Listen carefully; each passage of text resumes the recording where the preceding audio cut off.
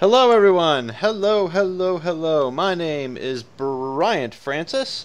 If you are watching this right now, you should be seeing Wonder Boy and the Dragon's Trap on your screen, as well as three lovely faces down in the bottom left-hand corner.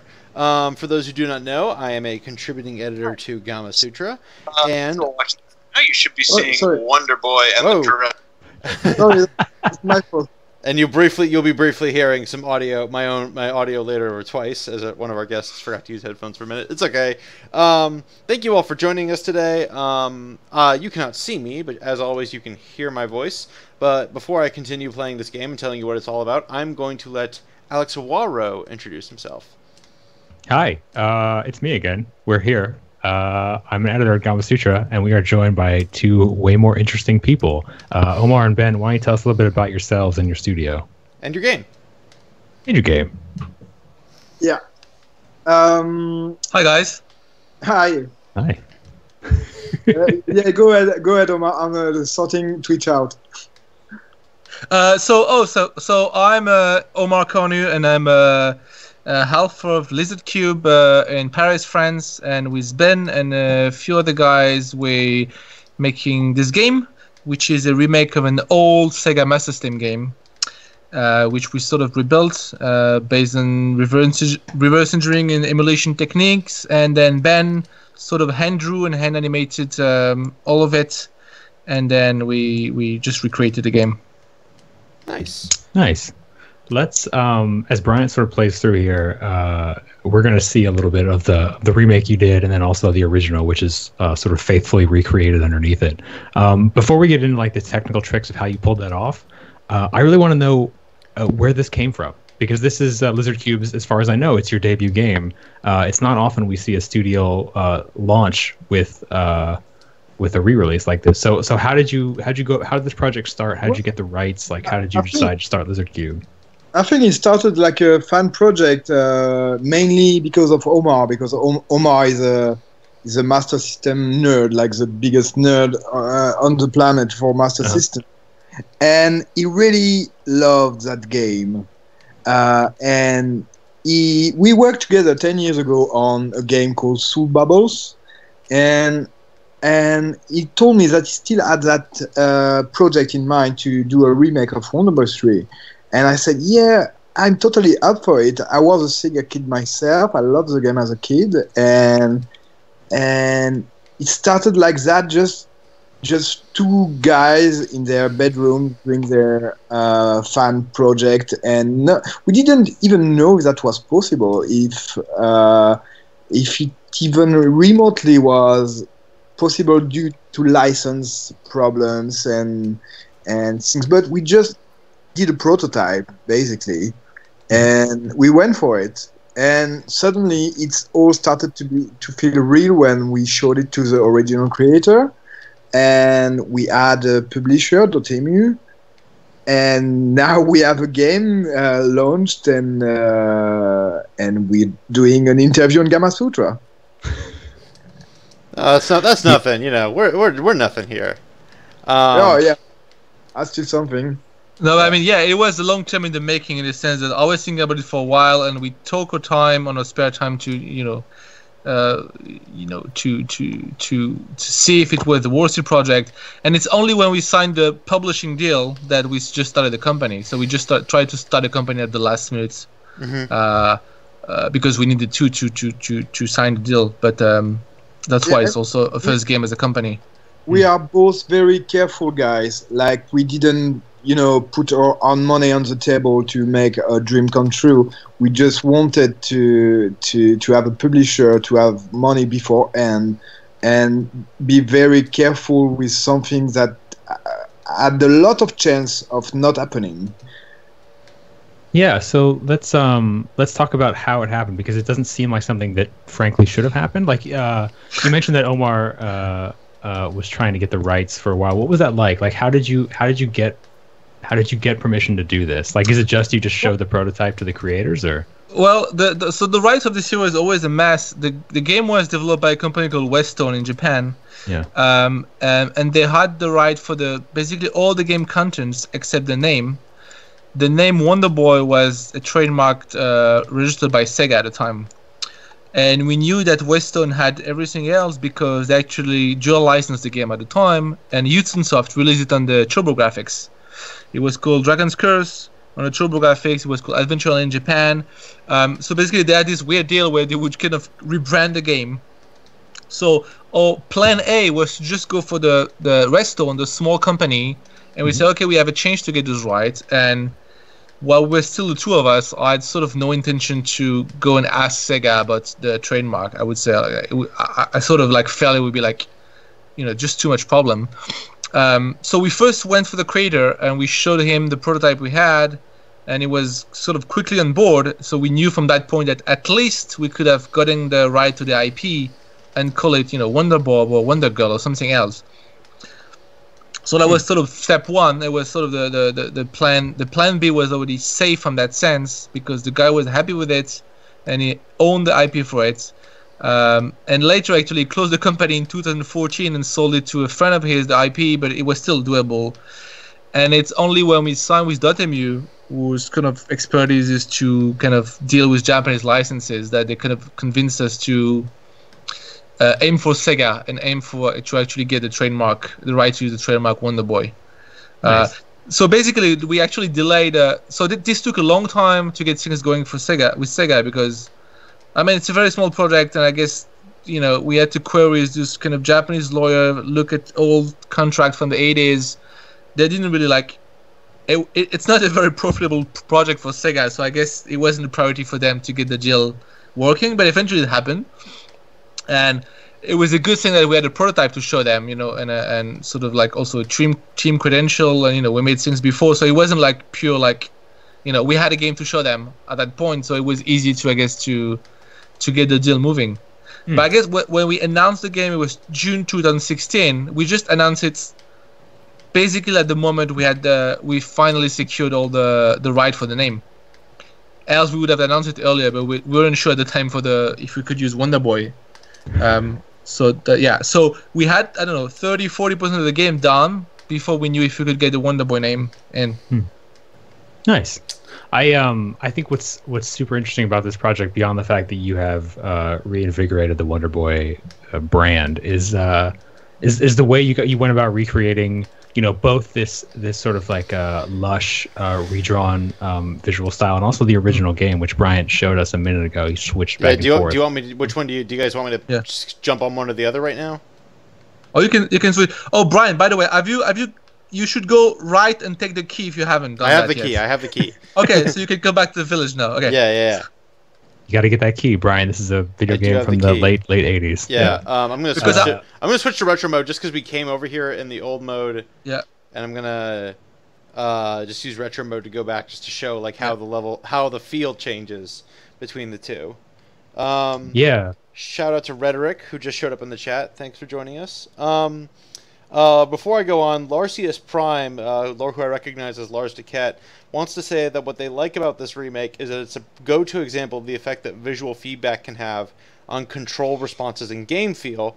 Like when you switch to retro mode, you can see that the physics and input is the same, the hitboxes are the same, all that's different are the graphics and animation, and yet with the new graphics it feels a lot more responsive. So, I really want to say, while I've got, I'll switch back to the new animation here for a second, I love the little details in the animation. I guess this is you, Ben, but I love the way that the dragon lowers his arms as you descend.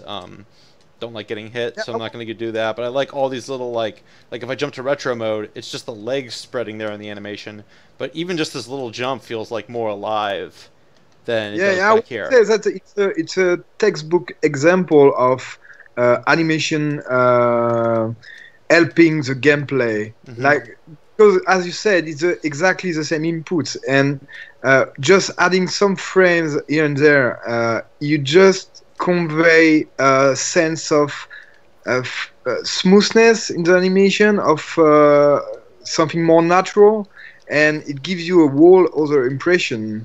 And I'm glad people are liking it, because it's something like animation is kind of very important in video games, but sometimes it's very badly animated, and I wanted to make good animation for the sake of it. And being able to switch between the two, it just you just see the difference. For example, the original game there's a lot of momentum. When you turn, the character takes a while to kind of actually get the velocity back in the other direction. So Ben added this kind of turn animation that makes so much more sense, and that makes the game feel more reactive because you know why the character isn't moving so fast in the other direction. That there's animation to show that. So it does help with making the controls feel a bit righter. Yeah, what I think is so exciting, and Lars is mentioning in chat how this is like a really good example of the value animation can bring to this kind of game. But like what I think is super exciting is the I guess the authenticity or the fidelity with which you've recreated this original game. I'm given to understand, based on blogs you wrote on your own website and graciously cross-posted to Gamasutra, that this was mostly reverse engineering, right? Like you figured this out on your own. Can you like dig into that at all? Yeah. We actually went two phases. When I started the game, my actual plan was to reverse engineer the original game ROM, and I started to do that, and I sort of had a basic version of the game running based on reverse engineering, and then sort of halfway in the project, I sort of rebooted the code base, and I went for a sort of technology that's I don't have a name for it, but it's based on emulation, but there's a lot of high-level systems and low-level hacks of the original game to improve on it. Because, for example, the original game was 30 Hz, it wasn't widescreen, for example, so that's all things that we had to patch in the original game, like code. So this is running emulated with a lot of patches, and then we have high-level system that are sort of reading from RAM and video memory and kind of redrawing the 8-bit game first, and then we have higher level systems that are maintaining extra states to display the kind of the modern version of it. So the original game didn't have a concept of like landing or jumping or turning. It just had very kind of simple state of characters like in the air or in the ground. So we kind of maintain and create the states and eventually display the animation and the effect that goes with them. Yeah, so wait, let me be super clear. Are you running this game in some version? Are you emulating it in some version? Like, is there like a base ROM underlying everything that is then being built upon and edited? There is a base ROM, yes, but it's been hacked so the ROM has been hacked like a lot, and then the VM is being hacked. So the VM, the emulator is not emulating master system anymore. It's emulating whatever we want it to be. So I don't have restriction of emulating the original machine, and we're sort of building upon that and like increasing the spec in wherever we want it to be. I see. But that was lots of custom. It's been basically the VM has been modified and improved just to fit that game, basically. And we still had to. All the reverse engineering is still needed to understand where the data is, how we can interpret the position of a character. How are the level? Like, for example, we had all the screens that were 4x3 in the original. There were one screen. We had to extend them to be, 16:9 in the old version on this kind of things. But we're doing that by hijacking things in the VM. So some of the things are fixed in a very low level thing in the ROM. Some of the things are fixed in the high level things.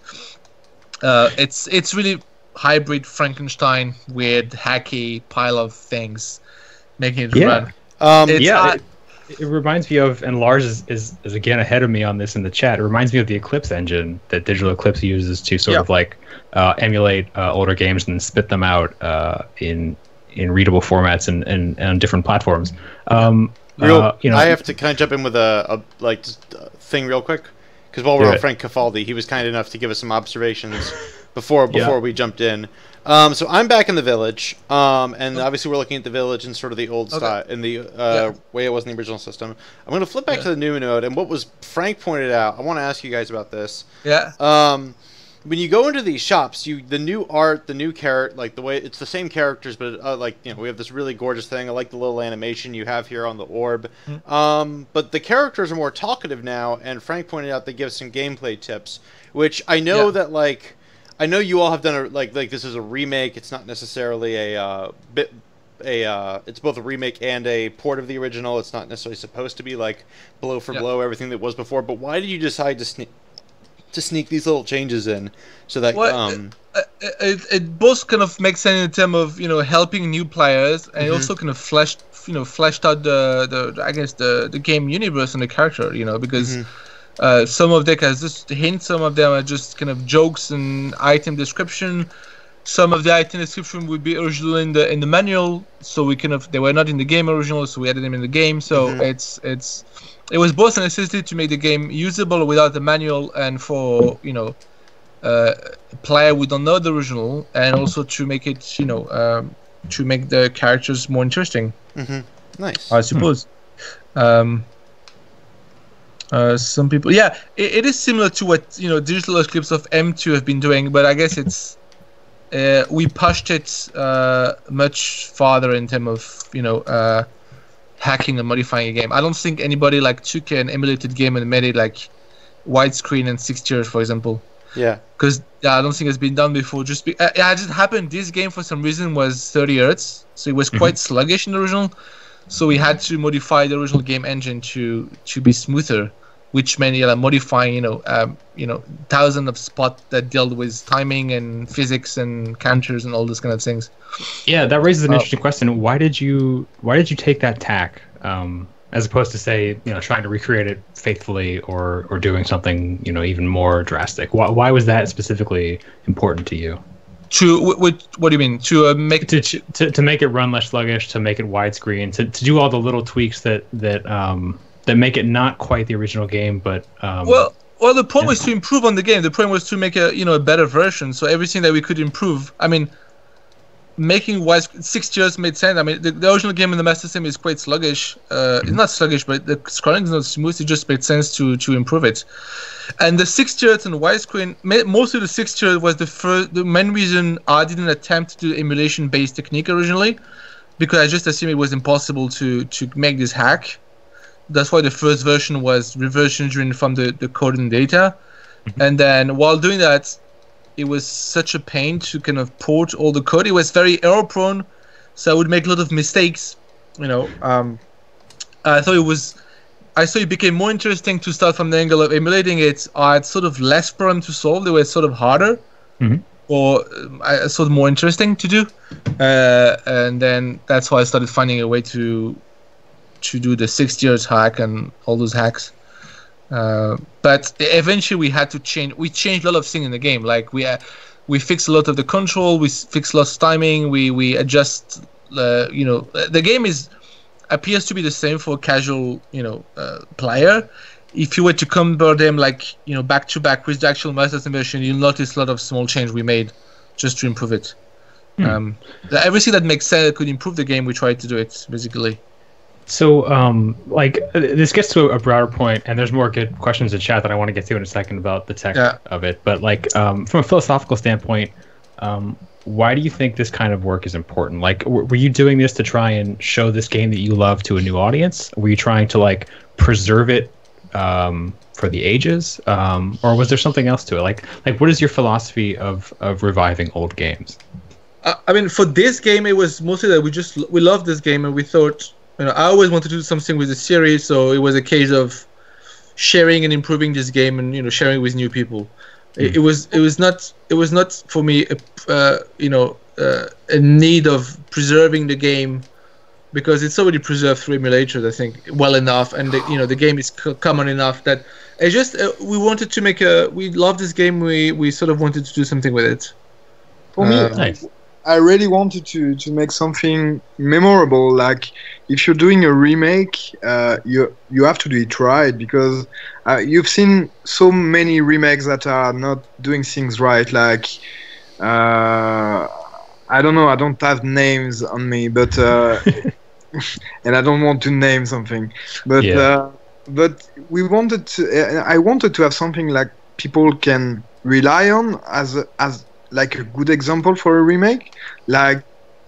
For example, on the Switch you can play the Neo Geo games, which is great, but they are still 4:3 screen size, and you miss a lot of information that you could have in filling of the screen, for example, and I don't know. I really wanted to not betray the license. Yeah, I totally understand that. I'm going to dip into chat and grab one of those tech questions that I mentioned earlier. Brian, you should go left and you should buy the equipment in the shop if you haven't already. I bought the equipment in this shop. I couldn't buy the equipment in the shop back on the beach. Oh, that's fine, yeah. This just takes me back. So when I was a kid, I played Wonder Boy in Monster World, which is I think the game after this. Yeah. On Genesis, and I was pretty young, and I couldn't figure out how to get out of the first room, because in that game you had like either press up or press down to on the silhouette of the door to get out. I spent a whole day wandering around this, like starting in and getting incredibly frustrated and shutting it off and coming back before I figured out, oh, I have to stand over the.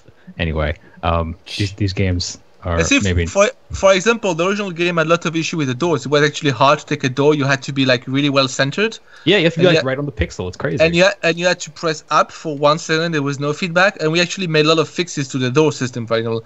And I know it sounds ridiculous, but we spent a lot of time on the doors, and we had like a million bugs related to the door. And it sounds ridiculous. It sounds like a very simple thing, but it's not ridiculous. Eight-year-old me like deeply appreciates it. Yeah, but it's like it's ridiculous to say that we spend multiple days just working on the doors, but there was always a new problem in new cases, and we just fixed them. But that small thing took time. I mean, yeah, no kidding. I want to get back. Lars wanted to know: did you modify an existing open source Mega Drive emulator, or did you write your own Z80 assembly interpreter?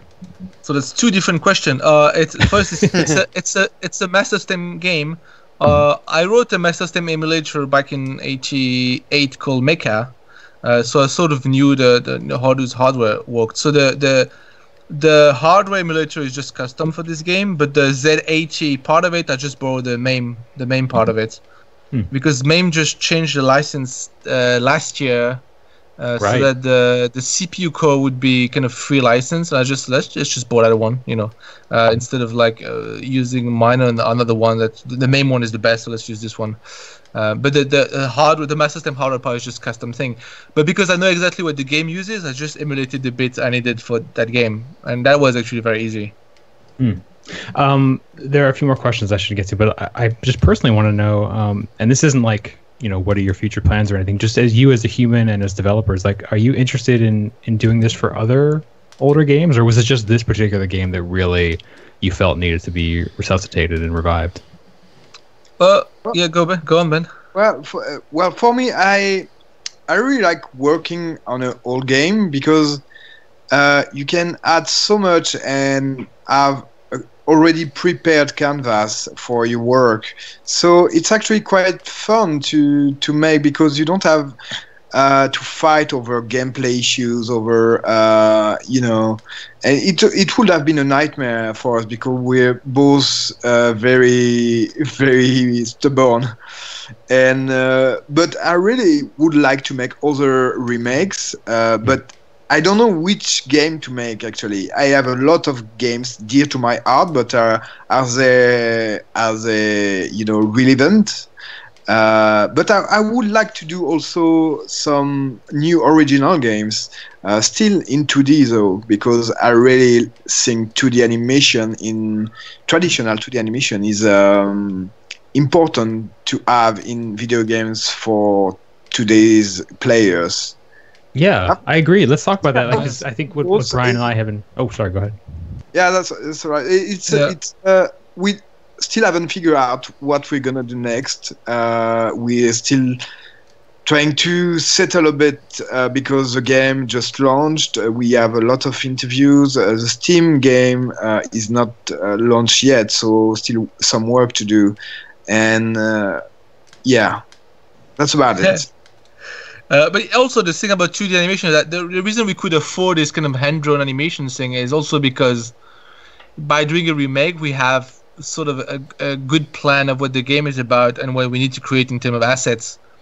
Whereas when you make a new game, you have to iterate and make everything 3 times.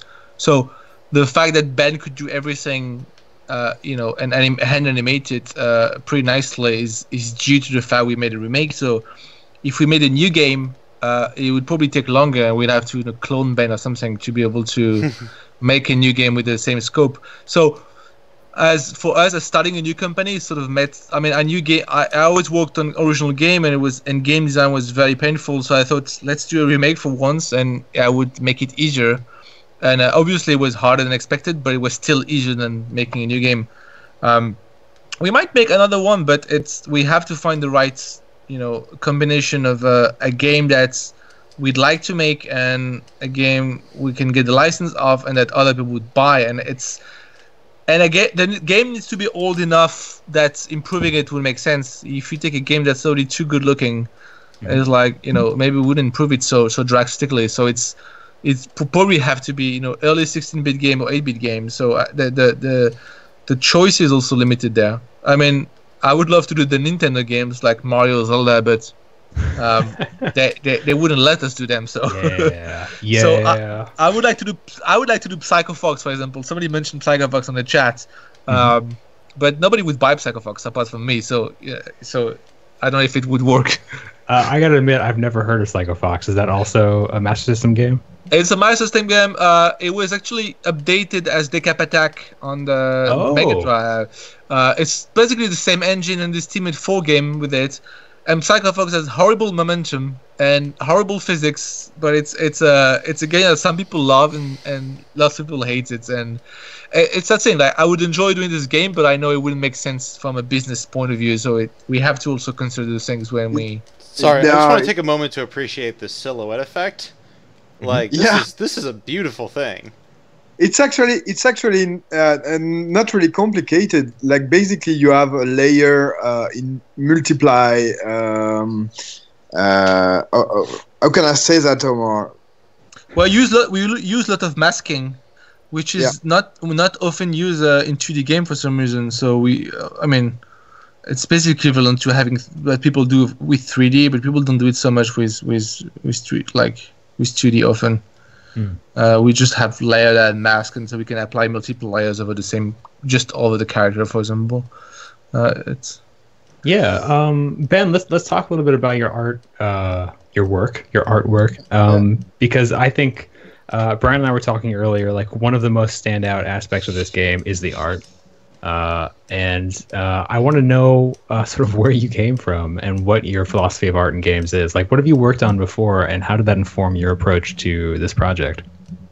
Well, I'm not a professional video game artist per se, because I did two schools. One, I'm watching the stream and you're rubbish at gaming. I'm sorry. Wow, thanks. It is. I'm gonna say for Brian, it is really hard to talk and play at the same time. French people are rude. Sorry for that. It's okay. Anyway, so I did a fine art school and an animation school, both really focused on traditional techniques, traditional art and traditional animation. And I don't know, I've always wanted to try to work in different areas of drawing, like animation, video games, comics, and etc. And I started to work with Omar. That was my first job, actually. And we made Soul Bubbles on Nintendo DS. And after that, I wanted to try something else. So I went to do animation in London for 2 years.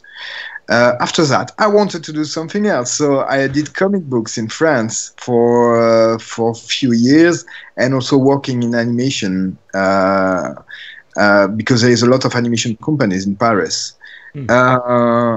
And at some point, when we connected back with Omar, I was thinking, that is nice to do video games. So I was really happy to be able to go back to that.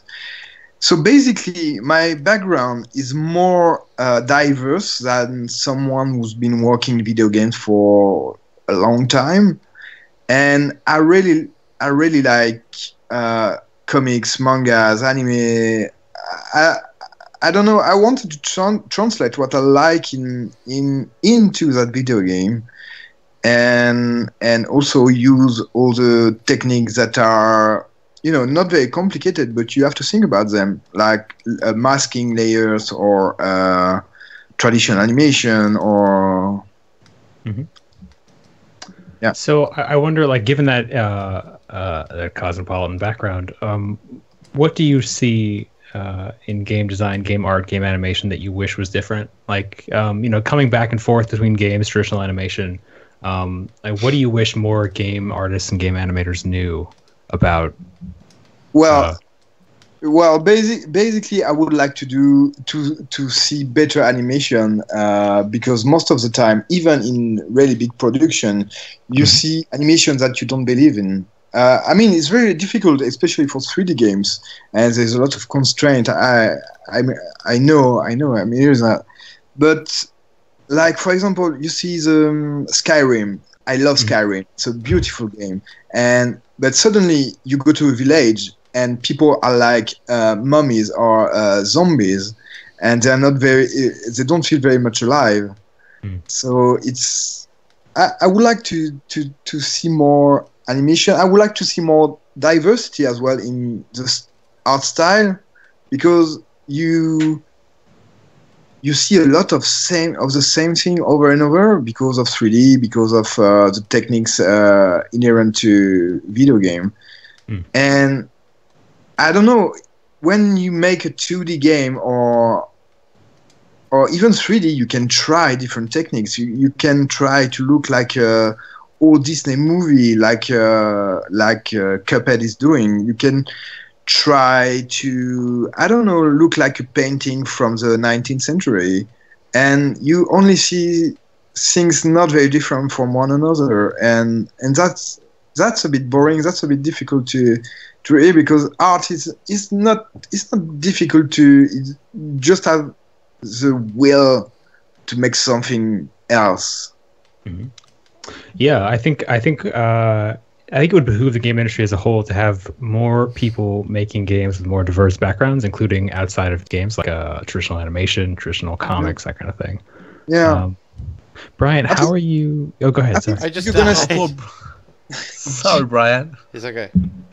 I think you're gonna see more and more artists maybe trying to go into video games, like having their own style put into video games, because since the tools are more open than they were before, maybe you're gonna see things different. I hope so. Go ahead. Sorry. No, go on. I was just saying that it's true that, I mean, the lot of the 3D package and the engines, the available engine, are just like very focused on, one way of doing things. So in 3D, it's actually quite hard to get different visual style. I mean, it's been opening a lot in the last few years, but you can at least try. Like for example, you look at Kirby's game. Like there is a Kirby who looks like clay. There is a Kirby. There is Yoshi Woolly's World who looks like wool, basically. Right. Yeah, but it takes lots of energy and talent. I mean, it's not easy. Yeah, but it's important. It's important. The importance is not only in the gameplay. Sorry, we're having an argument there. No, you guys should keep going. Back to what I said before. I think the reason we couldn't afford this animated is because we had a very clear plan of what the game would be, and for a normal game we couldn't have afforded it. So it's like, there's a balance, You can't be too creative in the gameplay when you use 2D animation, I think. Well, you can iterate. You can iterate as well. So as much. So you have to plan your thing there, and games never plan correctly. So it's hard to find a. Well, except if you're doing like the same platformers that everyone is doing, which was the case with games from the 90s, basically. Yeah, for sure. It is definitely like tricky. Like, and I'm sure most teams they make art choices based on their own like personal preferences, but also like what they think the market will be excited about. And also what artists is available at the moment. Right. Because yeah. Most companies, they do have internal artists available, and they don't want to look to other people because it's too expensive or something. Oh, go ahead. Sorry. I mean, when there's a team set up, people who come in the game industry, they usually have a certain skill set in terms of making 3D or texture art, and it can be hard to stray away from that.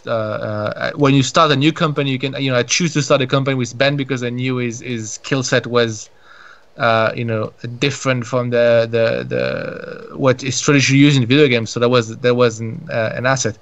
But if tomorrow I want to make a game with a very different art style, then it's not easy because Ben has this art style, and we have to compose with the. Or I can fire Ben. Faster. Well, actually, I can't. I should recommend someone else. Yeah, but it's not easy to change art style because everybody carries their own style, and games people have been with the existing engine and technology they've been doing things in a certain way. Well, I'm going to jump in before we're just looping back and forth on art should be good and art is hard. Just before we go down that road too far, I'm going to ask, 2D art lends itself to 2D games, right? So we have a 2D platformer. It's a remake of an old 2D platformer. There are some other kinds of 2D games out there, fighting games, role-playing games. I think the guys, the team at Indivisible is doing some cool stuff with it's Lab Zero Games with the game is Indivisible. So that's another game out there that's trying for a similar look. But how do you both feel about the fact that 2D art doesn't necessarily lend itself to... I can think of some examples that disprove what I'm about to say, but just gonna go ahead and say it. Like, right now, if you want to sell a game that will sell loads and loads of copies, that will help keep your business running, you're probably looking at Steam and going, everyone is making survival games, everyone is making games with these layered systems, and creating 2D art for all the assets that are part of those systems would be very expensive. How do you sort of reconcile that personal passion for this art style with... And we ask this question all the time, how do you reconcile what you love with how do you keep food on your table? You don't know what's going to work tomorrow, basically. Yeah. You know that right now, survivals games are all the rage. But if you were to do a survival game right now, you would just be another one. Yeah. And maybe Wonder Boy is actually on the news because it is different and in 2D, and people like to see something different.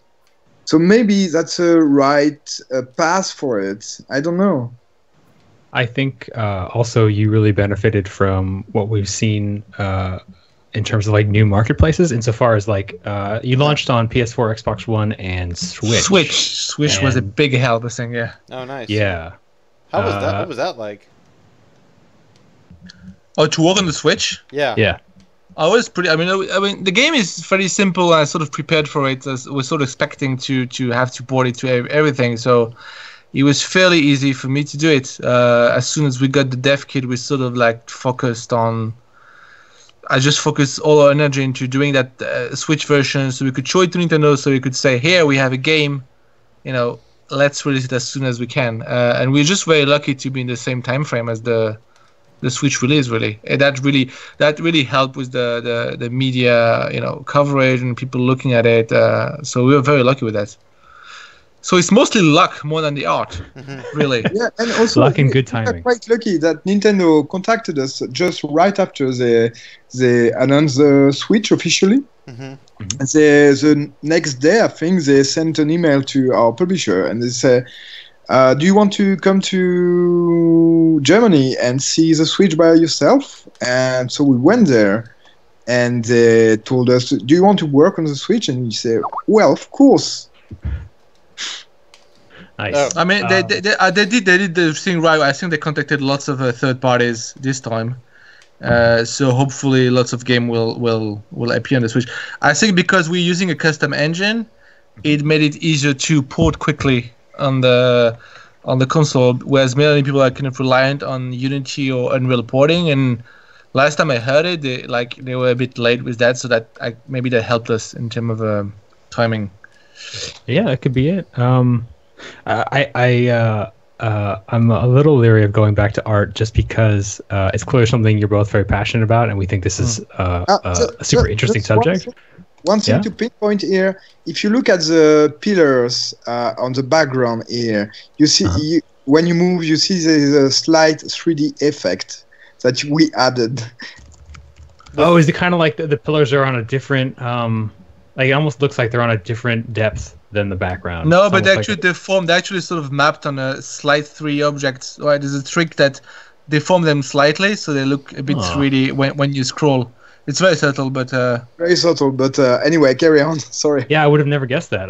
There's a question in chat for you, Ben, which is, given your comments, are you a fan at all of the art and animation of those newer like 2D Rayman games? Oh yeah, they're wonderful.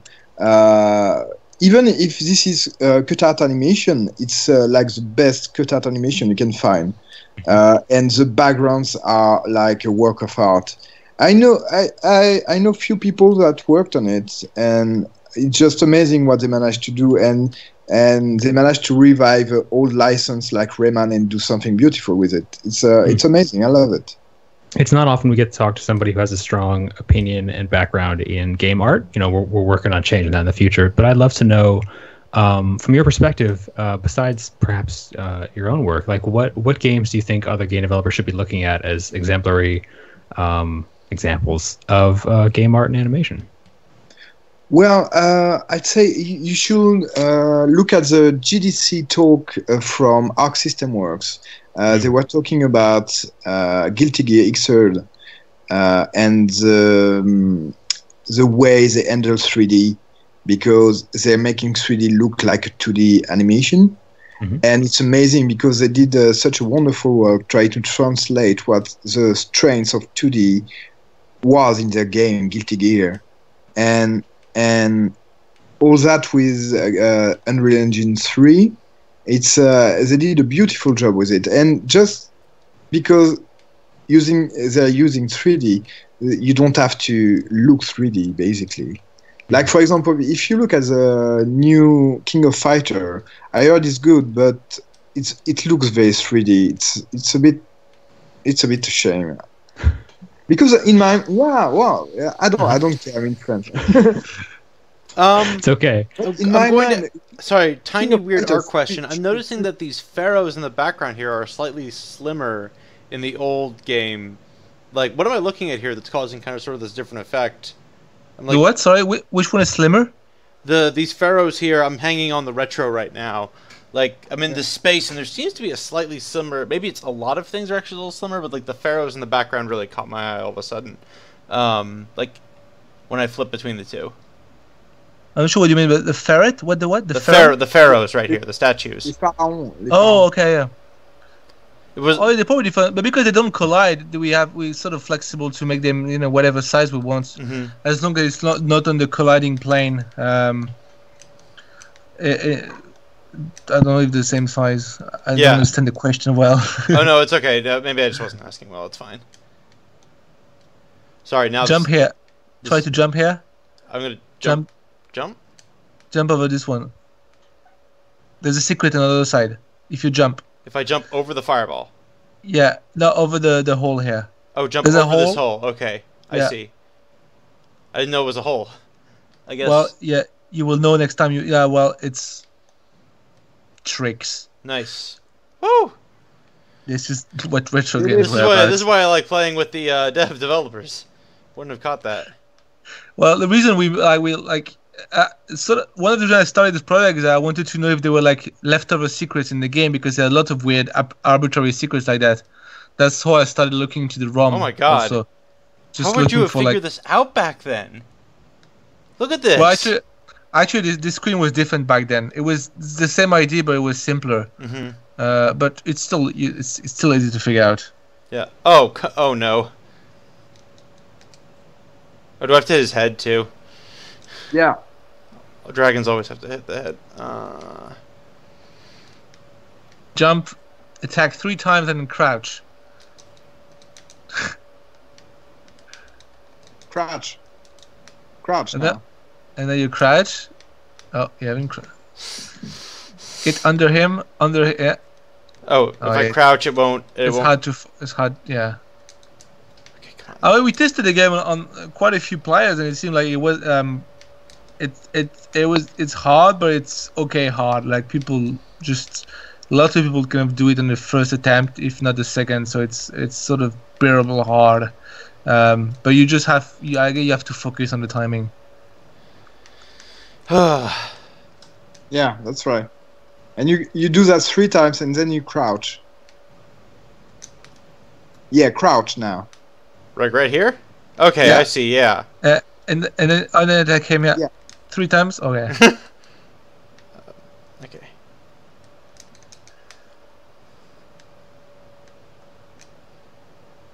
Are you saying something, Alex? I see your lips moving. Oh, that's embarrassing. Yeah, I've been talking for a while. Sorry about that. Wait, I was wondering why. It doesn't matter. Anyway, Bryant, you got this. I should ask. As a general project, you've been real good about logging your experiences, your travails and triumphs on your devlog. But if you had to look back and sum up, what was the trickiest part of building this project out? From the original.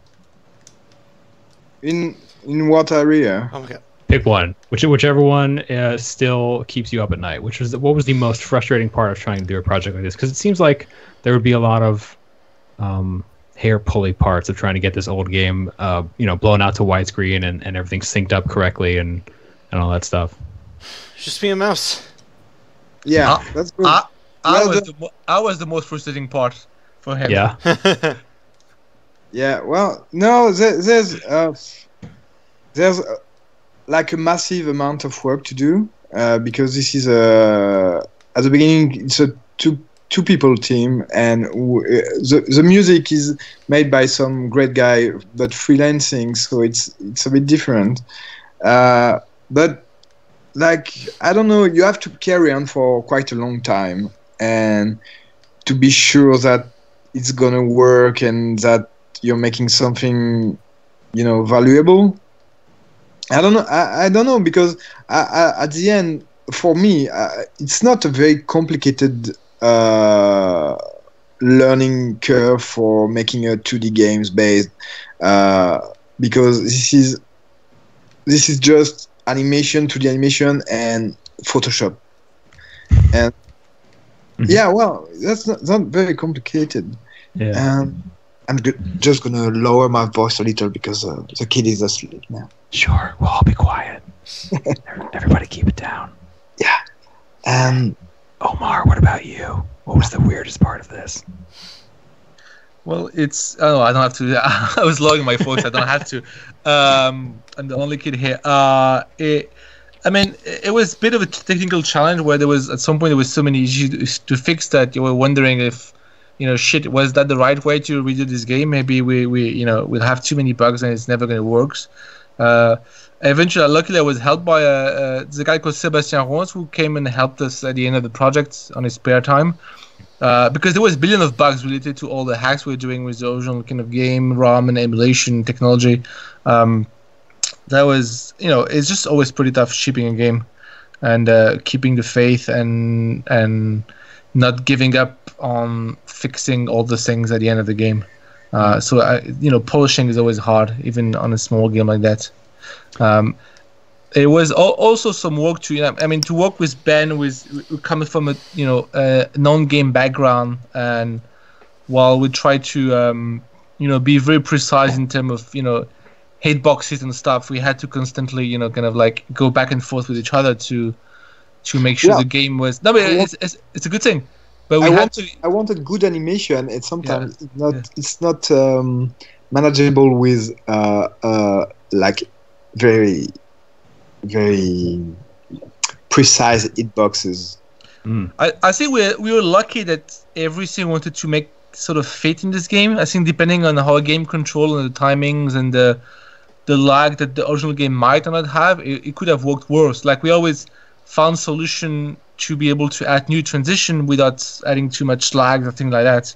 But I think we're pretty lucky that all of the little ambushes and we need to add this transition when I don't know, the mouse take a corner of a wall or something like that. Like we had to add all those things, but there was always the issue that some combination could have been really difficult to improve on, depending on the timing of the game. But as it happened, this game is laggy enough that we had the extra time to add lots of transition that's without adding delays, for example. You can block the flames with your shield, actually. Oh, yeah, that's helpful. I'm gonna die. Let's just get it over. But it was full of a billion little problems that until you solve them, you're not sure if there is a solution to them. Yeah. In terms of like upping the animation without making the game more, add delays or anything, because we didn't want to like damage the gameplay in any way. What did you learn from the experience? You mentioned you went in kind of half thinking you might, learn something new by poking around the old ROM. Did you discover any fun secrets or any weird little techniques or strange hidden bits in the original game? A lot of small, nothing major. I was hoping to find entire like secret rooms and stuff. I didn't find those, but I found a lot of little rules. Like how the game is very kind of RPG-ish in the sense that every drop and every hit a lot of calculation. All the all the drops are laid out. How certain enemy in a certain spot can drop certain armor that nobody knew about, or the fact that when you mash the button when a potion is being used, it affects the number of hearts you get. A lot of subtle things. But there are the sort of things that I don't know, somebody doing like tool-assisted speedrun would eventually learn. And people like playing Sonic and Mario Brothers, find those things about this game, but this game hasn't been inspected enough, so I found a lot of the secrets like that. But nothing major, not major find. That's why we added new secrets into this version to balance that out. Oh, someone was asking in chat if there were new secrets. Yeah, we added some extra challenges. Basically, like they're quite hard, but they're basically hidden things that are easier to spot if you know the original game, because we had sort of layer difference that kind of giving away a hint, sort of like to extend the gameplay time of the game. But they're not major feature. They're like we added a bit of lifetime, but not so much. Is there a speedrunning community for the original game at all? There is actually. We worked with a girl from France who's been speedrunning the game a lot, so she helped us spot a lot of things, and and she knew a lot of bugs, so she helped us decide on a kind of pair bug basis if we're gonna like keep the bug or fix it. How did you decide?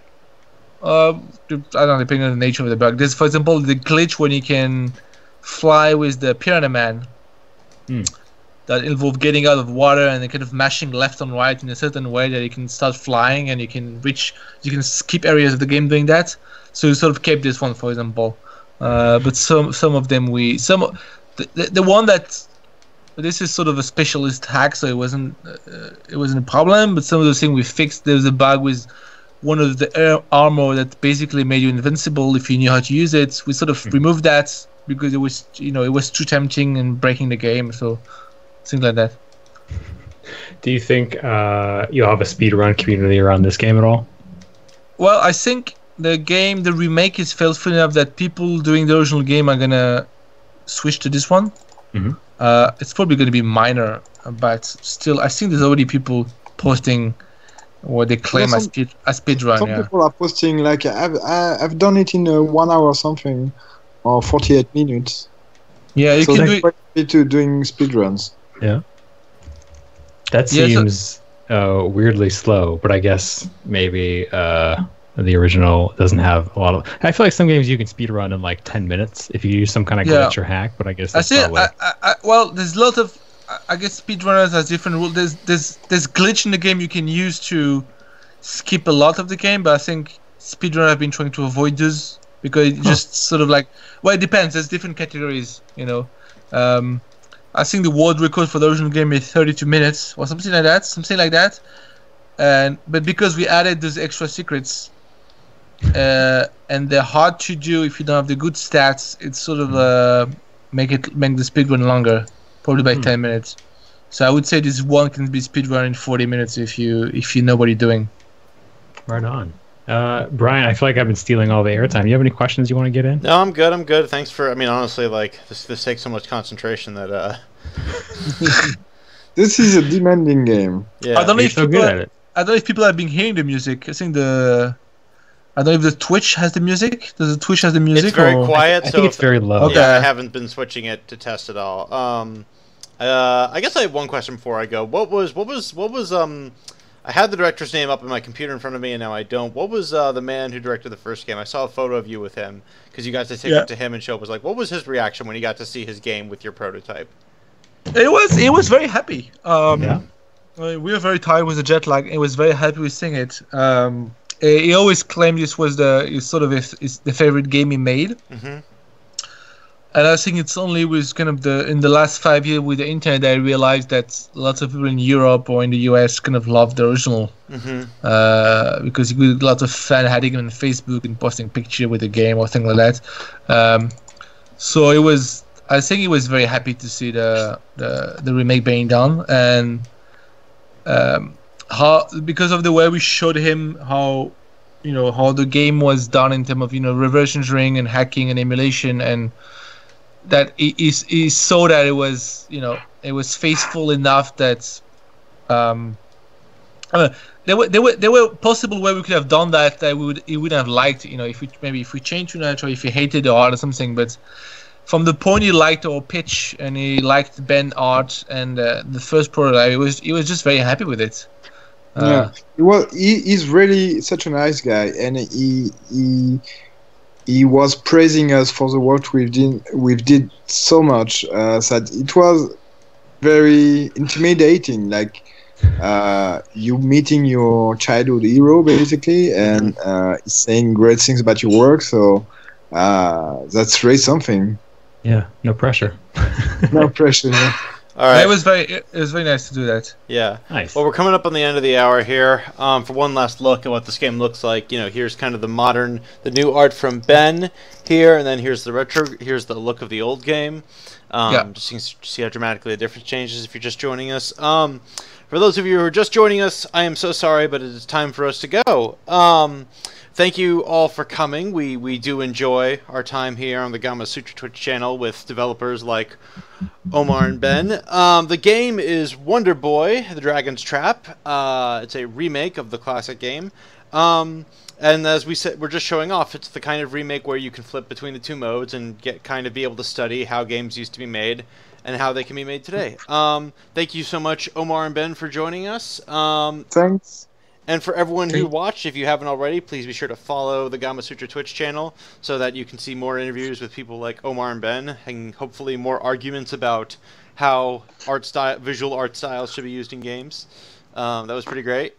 And yeah, be sure to follow us on Twitter. Oh yeah, and follow them. Cube. What's your guys? Do you have a Twitch channel too? It's no, we don't have Twitch yet. We have Twitter. Twitter, got it. Oh yeah, you're at Lizard Cube, right? It's Twitch without the video. Yeah. All right. Well, have a good day, everyone. Bye. Thanks, guys. Thanks, everyone. Bye.